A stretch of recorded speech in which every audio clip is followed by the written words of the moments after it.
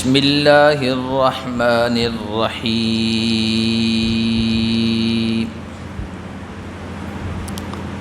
یوم تبیض وجوہ وتسود وجوہ فأما الذین اسودت وجوہہم اکفرتم بعد ایمانکم فذوقوا العذاب بما کنتم تکفرون۔ آج کے درس کا آغاز ہم اللہ کے فضل و کرم سے سورہ آل عمران کی آیت نمبر 106 سے کر رہے ہیں۔ اس سے پہلے جو آیات پچھلے درس میں گزری اس میں اللہ تعالیٰ نے یہ بیان فرمایا تھا کہ اللہ کی رسی کو سب مل کر مضبوطی سے پکڑ لو اور گروہ بندی نہ کرو، جیسے تم سے پہلے جو قومیں گزری ہے یہودی اور عیسائی، جنہوں نے واضح تعلیمات اللہ کے احکام آنے کے بعد آپس میں اختلاف کیا، فرقہ بندی کی، تو رسوا ہوئے اور ان کے لیے اللہ تعالیٰ نے اعلان فرمایا کہ دردناک بڑا عذاب ہے۔ یہ عذاب ان کو کب ملے گا؟ قیامت کے دن، یوم تبیض وجوہ وتسود وجوہ، جس دن کچھ چہرے سفید ہوں گے یعنی روشن ہوں گے اور کچھ چہرے سیاہ اور کالے ہوں گے۔ یہ اللہ تعالیٰ نے اس دنیا میں پردہ داری کی ہے، ستاری کا معاملہ فرمایا ہے کہ انسان جو گناہ کرتا ہے، برائیاں کرتا ہے، تو اس کے چہرے سے پتہ نہیں چلتا ہے۔ اگر اللہ تعالیٰ ستاری کا پردہ ہٹا دے انسان سے تو اچھے اچھے لوگ رسوا ہو جائیں کہ کیا جرم کر کے آئے، کیا گناہ کیا ہے، رات کی تنہائیوں میں، خلوت میں، اکیلے میں، سب کو پتہ چل جائے، رسوائی ہو جائے۔ لیکن اللہ نے پردہ ڈال رکھا ہے، چہرے سے کسی کے پتہ نہیں چلتا ہے کہ یہ جرم کر کے آیا ہے۔ لیکن قیامت کے دن انسان نے دنیا میں جو کچھ کرتوت کیے تھے یا اعمال کیے تھے ان کے چہروں سے پتہ چل جائے گا، پردہ ہٹ جائے گا، اس دن سب دیکھیں گے۔ جنہوں نے اللہ کی مانی، رسول کی اطاعت کی، صحیح راستے کو اختیار کیا اور نیک اعمال پر جمے رہے، تو اس کا اثر ان کے چہروں سے پتہ چل جائے گا، چہرے روشن ہوں گے اور کچھ چہرے سیاہ ہوں گے، کالے ہوں گے۔ مراد یہ بھی ہے کہ ناکام ہوں گے۔ نیک اعمال کرنے والے کامیاب ہوں گے اور برے اعمال کرنے والے ناکام ہوں گے۔ کالے چہرے سے مراد یہ ہوتا ہے کہ بری نظر والے تیرا منہ کالا، یا مطلب تیری نظر کامیاب نہیں ہوگی، تو رسوا ہوگا، یہ کہتے ہیں، مراد یہ ہوتا ہے۔ اور یہ نہیں ہے کہ اللہ کے یہاں رنگ کے اعتبار سے کامیابی ملتی ہے، روشن چہرے والے خوبصورت وہ کامیاب ہوں گے اور کالے چہرے والے ناکام ہوں گے، یہ مراد نہیں ہے۔ اللہ کے یہاں رنگوں کا، خاندان کا، برادری کا اعتبار نہیں ہوتا ہے، اس کے یہاں تو ان اکرمکم عند اللہ اتقاکم، جس کا کیریکٹر صحیح ہے، جس کا عقیدہ ٹھیک ہے، جس کے اعمال اچھے ہیں، وہ زیادہ تقوی والا ہے۔ وہ اگر حبشے کا بلال ہے تو جنت میں اس کے چلنے کی آواز محسوس ہوتی ہے، اور اگر خوبصورت ہے، مالدار ہے، برادری کے حسب نسب کے اعتبار سے بڑا اونچا ہے، ابو لہب ہے، نبی کا رشتہ دار ہے، عقیدہ اعمال ٹھیک نہیں ہے، تو قرآن کہتا ہے وہ بھی برباد ہو گیا، اس کے ہاتھ بھی ٹوٹ گئے، اس کا مال بھی اس کے کام نہیں آیا۔ تبت یدا ابی لہب وتب ما اغنی عنہ مالہ وما کسب۔ فَأَمَّا الَّذِينَ اسْوَدَّتْ وُجُوهُهُمْ، تو وہ لوگ جن کے چہرے کالے ہوں گے، کل قیامت کے دن وہ ناکام و نامراد ہوں گے، ان سے کہا جائے گا اکفرتم بعد ایمانکم، ایمان لانے کے بعد تم نے کفر اختیار کر لیا۔ ایمان لانے کے بعد کفر اختیار کرنا، ایک تو یہ کہ مرتد ہو جانا، اسلام کو چھوڑ دینا، یہ بھی مراد ہو سکتا ہے۔ ایمان لانے کے بعد منافقت اختیار کرنا، دو رخا، دوغلا پن، جیسے حضور علیہ السلام کے زمانے میں تھے ایسے لوگ جنہوں نے اپنے آپ کو مسلمان ظاہر کیا تھا، لیکن اندر سے وہ کافر تھے جن کو منافق کہا گیا۔ ان کی دوستیاں، ان کی ہمدردیاں مشرکوں کے ساتھ تھی، یہودیوں کے ساتھ تھی۔ تو یہ بھی ایمان لانے کے بعد کفر اختیار کرنا ہے۔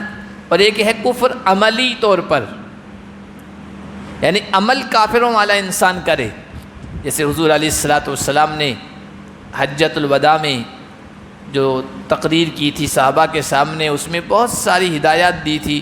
اس میں ایک جملہ یہ کہا تھا، میرے بعد کافر مت بن جانا۔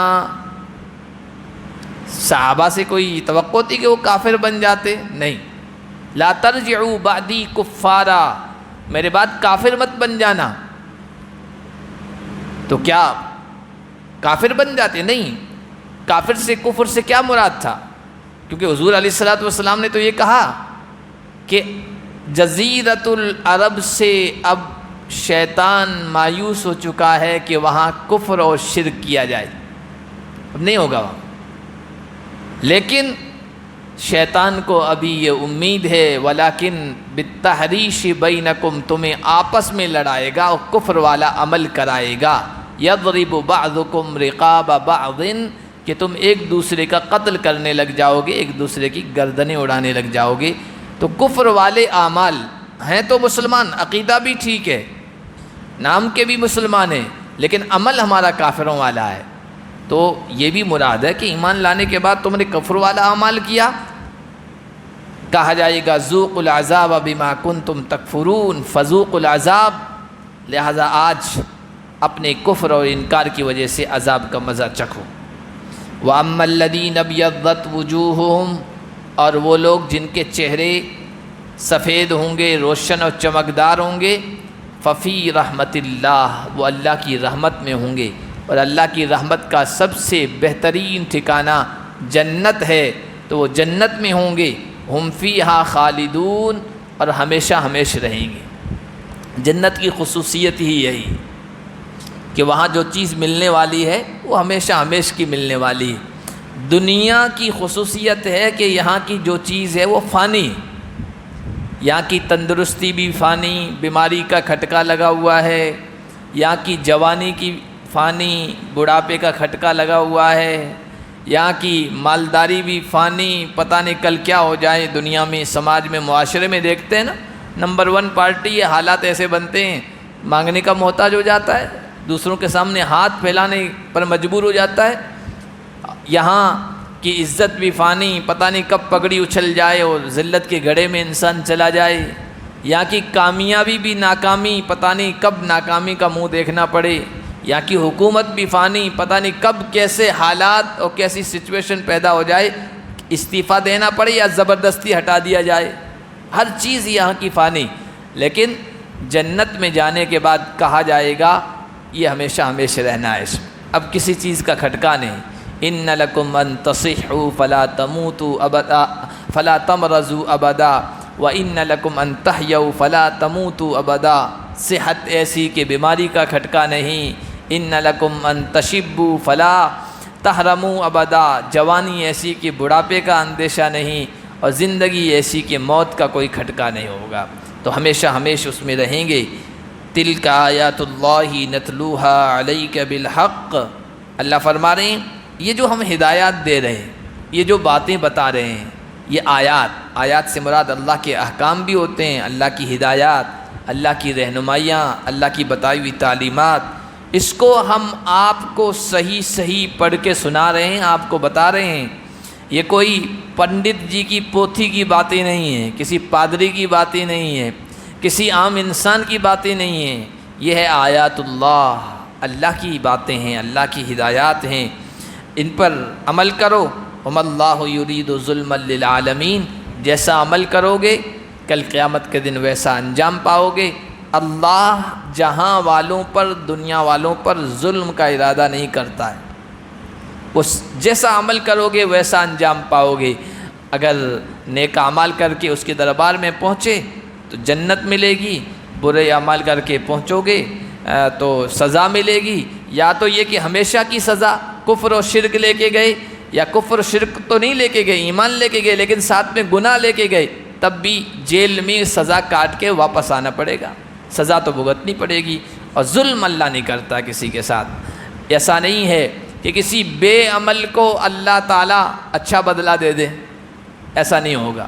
اور نہ یہ ہوگا کہ کسی کم جرم والے کو زیادہ سزا دے دیں، پھانسی کی سزا کا مستحق نہیں ہے لیکن پھانسی کی سزا دے دی گئی۔ اور ایسا بھی نہیں ہے کہ کوئی مجرم چھوٹ جائے، کیونکہ جس کے ساتھ اس نے جرم کیا ہے، ظلم کیا ہے، زیادتی کی ہے، اس کے ساتھ یہ زیادتی ہے اگر مجرم کو سزا نہ دے جائے۔ اللہ کسی کے ساتھ ظلم کا ارادہ نہیں کرتا ہے۔ وَلِلَّهِ مَا فِي السَّمَاوَاتِ وَمَا فِي الْأَرْضِ، زمین اور آسمان میں جو کچھ ہے وہ بس صرف اللہ ہی کا ہے۔ اللہ ہی خالق ہے، اللہ ہی مالک ہے، ساری چیزیں اسی کے قبضے قدرت میں ہے، وہ فل پاور رکھتا ہے، وہ ہر ایک کو اس کے کیے کی جزا یا سزا، یعنی اچھا بدلہ یا اس کی سزا دے گا۔ وَإِلَى اللَّهِ تُرْجَعُ الْأُمُورُ، اور یہ بات ذہن میں رکھو، سب معاملات اللہ کی طرف لوٹائے جائیں گے، تمہیں بھی اللہ کی طرف لوٹایا جائے گا، اللہ کے دربار میں حاضر ہونا ہے۔ اگر یہ چاہتے ہو کہ تمہارے چہرے اس دن روشن رہیں تو پھر نیک اعمال کرنے لگ جاؤ، کفر کے بعد، ایمان کی دولت کے بعد کفر مت اختیار کرو، اور اگر سیاہ چہرے والوں میں، کالے چہرے والوں میں رہنا چاہتے ہو پھر تمہاری مرضی ہے، اس کی سزا بھی بھگتنی پڑے گی۔ کنتم خیر امۃ اخرجت للناس، پچھلے درس میں ایک آیت آئی تھی کہ تم میں سے ایک گروہ ایسا ہونا چاہیے جو بھلائیوں کی طرف بلائے اور برائیوں سے روکے، ایسے لوگ کامیاب ہوں گے۔ یہاں اللہ نے پوری امت کے لیے کہا ہے تم بہترین امت ہو جو لوگوں کے لیے نکالے گئے، لوگوں کے لیے ظاہر کیے گئے ہو یا مبعوث کیے گئے ہو۔ اس کا سب سے پہلا مصداق یہ تو صحابہ کرام تھے، اسی وجہ سے کہا تم تھے، تم ہو نہیں، یہ نہیں کہا تم تھے۔ تو جس وقت یہ آیتیں اتر رہی تھی اس وقت صحابہ تھے، تو صحابہ اس کے سب سے پہلے مصداق ہیں جن کے بارے میں کہا گیا لوگوں کے لیے ان کو نکالا گیا ہے۔ جس طرح نبی علیہ الصلاۃ والسلام کو مبعوث کیا گیا، بھیجا گیا عرب کے لیے، آپ عرب میں پیدا ہوئے، عرب میں آپ نے پیغام پہنچایا، تو وہاں آپ ڈائریکٹ بھیجے گئے ہیں۔ پھر پوری دنیا کی طرف آپ صحابہ کے واسطے بھیجے گئے ہیں، تو صحابہ بھی مبعوث ہیں اللہ کی طرف سے، اور یہ صحابہ سمجھتے تھے جس طرح نبی مبعوث ہوتا ہے صحابہ بھی مبعوث ہیں۔ ایران اس وقت حضور علیہ الصلوۃ والسلام کے زمانے میں 2 سپر پاور طاقتوں میں سے ایک سپر پاور طاقت تھی، ایک روم تھا، ایک ایران تھا۔ تو ایران کے دربار میں صحابہ کے زمانے میں، حضرت عمر کے زمانے میں ادھر نمائندے گئے ہیں، حضرت روی بن عامر، جنگ سے پہلے کہ بھائی بات مان جاؤ، جنگ کی نوبت نہ آئے، یا اسلام قبول کر لو یا پھر ہمارے راہ میں رکاوٹ مت بنو، فرما بردار بن جاؤ۔ تو ربی بن عامر اس کے دربار میں گئے، رستم کے دربار میں، تو اس نے پوچھا ما جاء بکم، تمہیں یہاں کیا چیز لے کے آئی ہے، کس مقصد کے تحت آئے ہو؟ ملک ہڑپنا ہے، زمین پر قبضہ کرنا ہے، کیا مقصد ہے تمہارا؟ تو انہوں نے کہا کہ اللہ ابتعثنا لنخرج من شاء من عبادت العباد الى عبادت اللہ وحدہ ومن جور الادیان الى عدل الاسلام ومن ضیق الدنیا الى سعتها۔ ہم کوئی دنیا کے لیے نہیں آئے، ملک گیری کے لیے نہیں آئے ہیں، اقتدار پر قبضہ ہمارا مقصد نہیں ہے۔ اسلام کا مقصد صرف ملک حاصل کرنا نہیں ہے، بلکہ اللہ نے ہمیں مبعوث کیا، یہ میں سمجھانا چاہتا ہوں۔ جیسے نبی مبعوث ہوتا ہے نا، صحابہ کو بھی مبعوث کیا گیا ہے، وہ سمجھتے اللہ تعالیٰ، اللہ نے ہمیں مبعوث کیا ہے۔ پوری دنیا میں جو اللہ کے نبی صلی اللہ علیہ وسلم کی نبوت پہنچی وہ صحابہ کے ذریعے سے پہنچی ہے، صحابہ نے اس پیغام کو آگے پہنچایا ہے۔ تو انہوں نے کہا کہ اللہ نے ہمیں کھڑا کیا جس طرح نبیوں کو کھڑا کرتا ہے، بھیجتا ہے، کس مقصد سے؟ تاکہ ہم اللہ جسے چاہے اپنے بندوں میں سے اس کو بندوں کی بندگی سے، غلامی سے نکال کر ایک اللہ کی غلامی کی طرف لے آئیں۔ اس وقت بادشاہ جو لوگ تھے وہ اپنی پوجا کروایا کرتے تھے، اپنی غلامی پر مجبور کیا کرتے تھے کہ بندوں کی غلامی سے بندوں کے خالق کی غلامی کی طرف نکالنے کے لیے ہم آئے ہیں، اور تمام مذاہب اور دھرم کے ظلم سے، زیادتی سے اسلام کے عدل و انصاف کی طرف نکالنے کے لیے آئے ہیں، اور دنیا کی تنگی سے دنیا کی کشادگی کی طرف۔ ایسا نہیں دنیا کا اسلام میں کوئی وزن نہیں، اہمیت نہیں، کہا دنیا کی تنگی میں تم پڑے ہو، اسلام قبول کرو گے وسیع دنیا ملے گی، دنیا میں کشادگی، اور اس کی بڑی تفصیل ہے جو اب یہاں نہیں کی جا سکتی۔ تو صحابہ نے یہ کہا تھا، تو صحابہ کے بارے میں کہا جا رہا ہے، پھر ان کے ذریعے سے پوری امت کے بارے میں کہا جا رہا ہے، لوگوں کے لیے تم نکالے گئے ہو، لوگوں کے لیے مطلب لوگوں کو فائدہ پہنچانے کے لیے۔ اب ہم ایمان والے لوگوں کو کس طرح فائدہ پہنچاتے ہیں؟ کہ 3 طریقوں سے تم لوگوں کو فائدہ پہنچاؤ گے۔ تأمرون بالمعروف، تم بھلائیوں کا لوگوں کو حکم دو گے۔ سب سے بڑی بھلائی، سب سے بڑی نیکی کلمہ توحید ہے، توحید کی طرف تم بلاؤ گے۔ پھر اس کے بعد جتنے بھی نیک اعمال ہیں، نماز، روزہ، حج، زکوٰۃ، غریبوں کی ہمدردی، یتیموں پر دست شفقت پھیرنا، بیواؤں کا خیال رکھنا، اپاہجوں کی مدد کرنا، دبے کچلے طبقات کا تعاون کرنا، ان کے ساتھ کھڑا ہونا، مظلوموں کا ساتھ دینا، ظالموں کے خلاف ان کے حق میں بولنا، جتنے بے شمار نیکیاں ہیں جو حدیثوں میں آئی ہے وہ سب معروف کے اندر ہے۔ اسلام کی دعوت دینا، غیر مسلموں کو اسلام کی طرف دعوت دینا، خود مسلمانوں کے اندر جو برائیاں در آئیں، جو خامیاں آ جائیں، ان کے سدھار کی، اصلاح کی کوشش کرنا، جیسے دعوت تبلیغ کا کام ہے، یہ اس کے علاوہ سب اس میں آ جاتے ہیں، نیکی میں، معروف میں۔ وَتَنْهَوْنَ عَنِ الْمُنْكَرِ، اور دوسرا فائدہ لوگوں کو یہ پہنچاؤ گے کہ تم برائیوں سے روکو گے، برائیوں سے روکو گے۔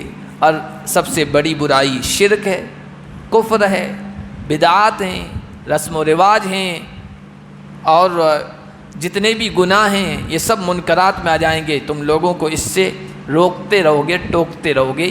یہ ہر مسلمان کی ذمہ داری ہے، اور امت کے اعتبار سے امت محمدیہ کی، جس نے یہ کلمہ پڑھا ہے لا الہ الا اللہ محمد الرسول اللہ، اس کی ذمہ داری بنتی ہے۔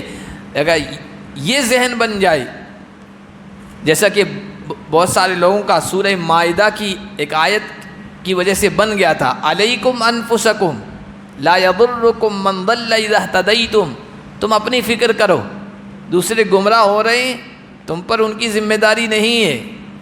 لا یضرکم، تمہیں کوئی نقصان نہیں ہوگا، اذا اہتدیتم، تو لوگوں کا ذہن بن گیا تھا دوسرے کیا کر رہے ہیں، سماج میں کیا ہو رہا ہے، ہمیں اس سے کیا لینا دینا۔ جیسے آج بھی بہت سارے لوگ کہتے ہیں بھائی اپنی اپنی فکر کرو، اپنی نماز کی، اپنی ذات کی، دوسرے کیا کر رہے ہیں اس سے تمہیں کیا لینا دینا، اس میں انٹرفیئر مت کرو، اس میں دخل اندازی مت کرو۔ مذہب کا مطلب اپنا ذاتی معاملہ ہے، یہ کہتے ہیں لوگ، حالانکہ ایسا نہیں، اسلام کی سوچ یہ نہیں۔ اسلام تو کہتا ہے خود بھی نیکیوں پر آنا ہے، برائیوں سے بچنا ہے، اور یہ بھی ذمہ داری ہے کہ سماج میں اگر برائی ہو رہی ہے تو اس کو روکنے کی کوشش کرنا ہے۔ اور پھر نبی علیہ الصلوۃ والسلام نے اس کی تفصیل بیان فرمائی کہ برائی کے روکنے کے 3 درجے ہیں۔ اگر آپ کے پاس طاقت ہے، پاور ہے، آپ کے پاس اثر و رسوخ ہے، مقام و مرتبہ ہے، آپ طاقت کے زور پر ہاتھ کے ذریعے سے برائی سے روک سکتے ہیں، برائی کو ختم کر سکتے ہیں تو کیجیے۔ لیکن اب عام طور پر ایسا نہیں ہے، یہ اسلامی حکومت کا کام تھا۔ یہاں آپ زبردستی کسی شرک کو مٹانے لگ جائیں گے، مورتی کو توڑنے لگ جائیں گے تو یہ قانون کے خلاف ہوگا۔ یہاں ہم نے قانون کے تحت رہنے پر سائن کیا کہ ہندوستان کے قانون کے پابند رہیں گے، تو یہ چیز ہے نہیں۔ دوسرا درجہ یہ ہے لوگوں کو بتاتے رہو زبان کے ذریعے سے، یہ ہم آسانی کے ساتھ کر سکتے ہیں۔ لوگوں کو اچھائیوں کے بارے میں بتانا، برائیوں سے روکنا، سماج سدھار کا کام کرتے رہنا، دوسروں کو فکر دلاتے رہنا، اچھائیوں کی طرف لوگوں کو بلاتے رہنا، یہ زبان سے۔ بعض مرتبہ حالات اتنے خطرناک ہو جاتے ہیں، زبان سے بندہ اگر اس طرح روک ٹوک کرے تو لوگ جان کے دشمن بن جاتے ہیں، خطرات مول لینا پڑتا ہے۔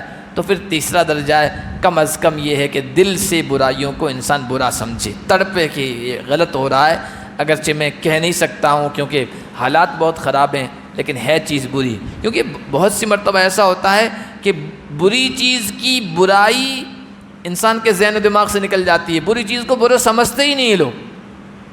تو وذالک اضعف الایمان، حضور علیہ الصلوۃ والسلام نے کہا ہے سب سے کمزور ایمان کا درجہ یہ ہے کہ دل سے برا سمجھو۔ وتؤمنون باللہ، اور تیسرا یہ کہ تم اللہ پر یقین رکھتے ہو، اللہ پر ایمان رکھتے ہو اور اس کی دعوت بھی دیتے ہو۔ وَلَوْ آمَنَ أَهْلُ الْكِتَابِ لَكَانَ خَيْرًا لَهُمْ، کہا کہ تم بہترین امت ہو۔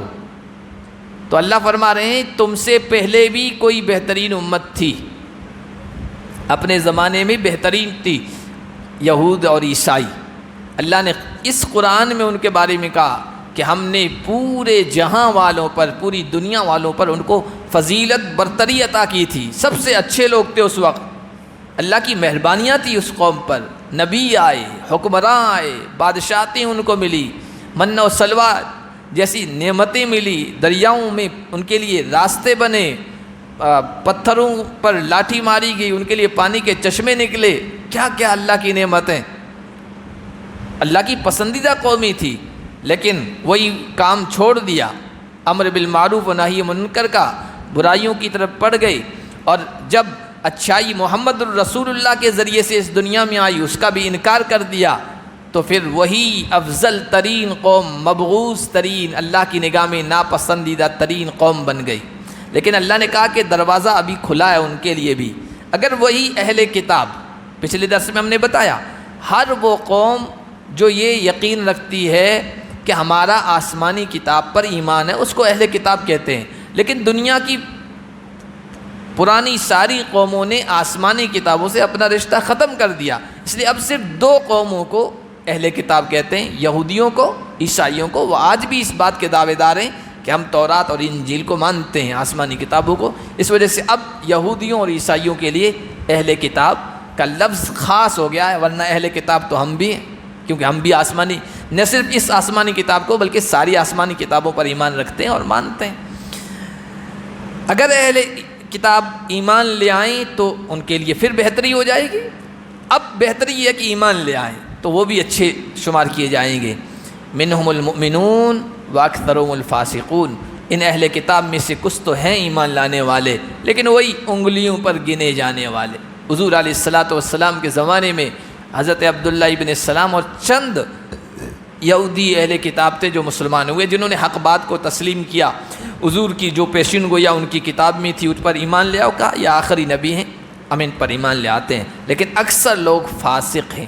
فاسق کے معنی آتے ہیں دائرے سے نکل جانا، فاسق کہتے ہیں فاسق فاجر ہے، گنہگار ہے، تو گنہگاری کے دو دائرے ہیں، ایک چھوٹا دائرہ ہے، ایک بڑا دائرہ ہے۔ چھوٹا دائرہ دینداری سے نکلنا، جسے نماز نہیں پڑھتا ہے اس کو فاسق کہتے ہیں، شراب پیتا ہے اس کو بھی فاسق کہتے ہیں، داڑھی کٹاتا ہے اس کے بارے میں فاسق کا لفظ استعمال کیا تو کہ وہ چھوٹے دائرے سے نکل گیا ہے، اور بڑا دائرہ ایمان سے نکلنا ہے۔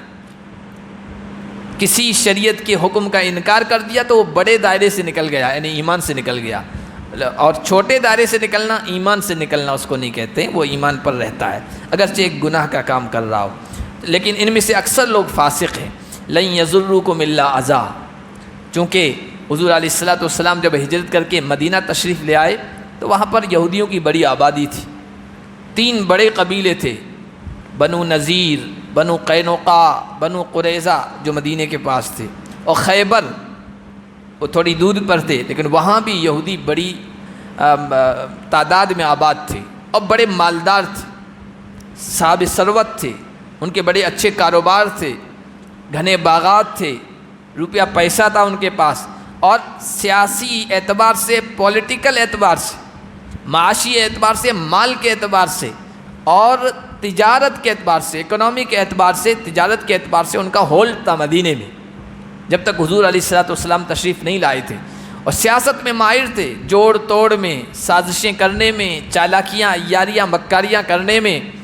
تو مدینے کے جو اصل باشندے تھے اوس اور خزرج، جن کو ہم اب انصار کہتے ہیں، انصار، اوس و خزرج بھائی تھے، برادری والے تھے، لیکن یہ لڑا دیتے تھے آپس میں مسلسل اور اپنی سیاست چمکاتے تھے۔ حضور علیہ السلام تشریف لے آئے تو ان دونوں قبیلوں کو باہم شیر و شکر کر دیا، جیسے دودھ میں شکر مل جاتی ہے، محبت کے لیے کہتے ہیں شیر و شکر بن گئے، ایسا کر دیا۔ اور اب حضور علیہ السلام کی بات یہ لوگ ماننے لگے، ان کے بہکاوے میں نہیں آئے، ان کی چودراہٹ ختم ہونے لگی، تو پھر انہوں نے سازشیں شروع کی، نقصان پہنچانا شروع کیا، اور حسد میں، جلن میں اتنے آگے بڑھے کہ ظاہری اعتبار سے ان کی سازشیں ناکام ہو گئی، ساری تدبیریں فیل ہو گئی، تو انہوں نے یہ کرنا چاہ کہ حضور علیہ السلام کو زہر دینے کی کوشش کی۔ زہر سے کام نہیں چلا تو جادو کرنے کی کوشش کی، اور جادو ایک حد تک کامیاب بھی ہو گیا ان کا۔ یہ سب انہوں نے کیا۔ اللہ کے نبی صلی اللہ علیہ وسلم کو، صحابہ کو اللہ کہہ رہے ہیں لن یضروکم الا اذا، ان یہودیوں سے تم مت گھبراؤ، ان کی آن بان شان شوکت دکھ رہی ہے نا، یہ سب ختم ہونے والی ہے، یہ تمہیں نقصان نہیں پہنچا سکیں گے۔ ہاں اذا، ذرا سی چھیڑ خانی کر دی، کوئی کٹاخش کر دیا، جملہ کس دیا، کھانے کو تو روٹی نہیں اور کہہ رہے ہیں کہ حکومت میرے غلاموں کو ملے گی، اور یہ فلاں فلاں، یہ سب جملے وہ کہتے تھے کہ یہ جملوں کے ذریعے سے یا تھوڑی سی تکلیف کے ذریعے سے آپ کو پریشان کر سکتے ہیں، باقی نقصان نہیں پہنچا سکتے، ان سے نہ گھبرائیے۔ وَإِن يُقَاتِلُوكُمْ يُوَلُّوكُمُ الْأَدْبَارَ، اور اگر یہ آپ سے لڑنے پر آئے کھلم کھلا سامنے، کیونکہ یہ سازشیں کرتے تھے، کھلم کھلا دو بدو آمنے سامنے آئے نا تو دم دبا کے بھاگیں گے۔ یولوکم الادبار ثم لا ینصرون، پھر ان کی مدد بھی نہیں کی جائے گی، چونکہ ان کو یہ گھمنڈ تھا مال اعتبار سے، سیاست اعتبار سے، ہم عرب کے قبیلوں پر کمانڈ رکھتے ہیں، ان کے ہمارے اچھے تعلقات ہیں، ان سے ہمارے معاہدے ہیں، تو وہ ہمارا ساتھ دیں گے۔ لیکن اللہ فرما رہے ہیں لا ینصرون، موقع آئے گا کوئی ان کا ساتھ نہیں ہوگا، کوئی ان کے پیٹھ پیچھے کھڑا ہونے کے لیے تیار نہیں ہوگا۔ اللہ کے قرآن کی صداقت دیکھیے، نبی علیہ السلام کی سچائی دیکھیے، ایسا ہی ہوا۔ بنو قریظہ، بنو نذیر، بنو قینقاع کو مدینے سے ہٹایا گیا کیونکہ سازشیں کرتے تھے، سازشی قوم ہے۔ اب ٹائم چکا، اگلے درس میں یہی آ رہا تو وہاں میں تفصیل کے ساتھ انشاءاللہ بتاؤں گا کہ پوری دنیا میں یہ جہاں کہیں بھی رہے یہودی سازشیں کیے، وہاں ملک والوں کے خلاف، اس لیے ہمیشہ یہ پیٹے جاتے رہے، مارے جاتے رہے، ذلیل کیے جاتے رہے۔ دنیا کا کوئی ملک ان کو پناہ دینے کے لیے تیار نہیں تھا، ادھر سے بھگائے جاتے تھے، ادھر جاتے تھے، کچھ دنوں کے بعد وہی پرانی عادت، چھیڑخانی کرنا، سازشیں کرنا، انہوں نے مارا، پھر دوسری جگہ چلے گئے۔ تو اگلے درس میں انشاءاللہ ہوگا۔ تو جب موقع آیا نا کہ چلو مدینے سے اب چلے جاؤ یہاں سے، پھر خیبر سے بھی بھگا دیا گیا، کہا گیا کہ اب جزیرۃ العرب سے بالکل باہر چلے جاؤ، یہاں تمہارا کوئی ٹھکانہ نہیں ہے۔ کوئی عرب کا قبیلہ جن پر ان کو فخر تھا کہ ہمارا ساتھ دیں گے وقت پر، کوئی ساتھ نہیں آیا، اور قرآن کی پیشین گوئی پوری ہوئی، پھر ان کی مدد نہیں کی جائے گی۔ آگے بھی اسی سلسلے میں ہے